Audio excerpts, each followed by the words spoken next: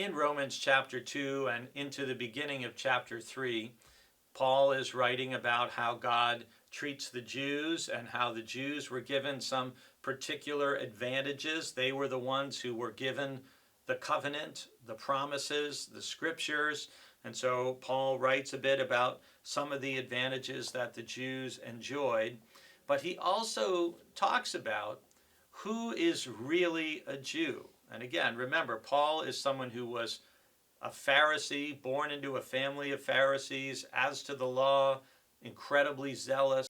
And he says, interestingly, in verse 29 at the end of chapter 2, rather a person is a Jew who is one inwardly, and real circumcision is a matter of the heart. It is spiritual, not literal. Such a person receives praise not from others, but from God. One of the things that we've been seeing in the news with the situation going on in Israel and their war with the Palestinians and the war with Iran is there's been some prominent, shall we say, political and other figures talking about what obligations America has towards the Israeli government or obligations that Christians have to the nation of Israel.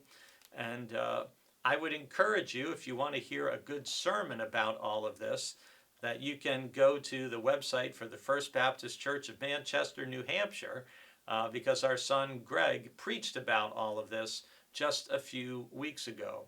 And I thought he did an excellent job. And part of Greg's point in his message, which Paul is making here in Romans, is that a person is a Jew. Got nothing to do with ethnicity. It has nothing to do with biology, but that matter of the heart and the spirit, that it has to do with desiring to adhere to all that God has taught in and through the scriptures.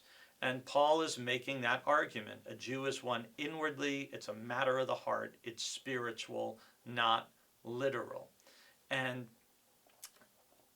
throughout the New Testament, we see this emphasis on to truly be a follower of Christ, to truly be faithful and obedient to God. It's a matter of the heart. It's a matter of the heart. It's a matter of the heart. Dallas Willard, the very well-known Christian writer and teacher of philosophy, one of his books, which we led a discussion of here a number of years ago, is simply titled Renovation of the Heart. That's what the Christian life is all about. To turn our selfish, fleshly, greedy, violent, physical heart into one that is where Jesus and the Father and the Spirit dwell and reign.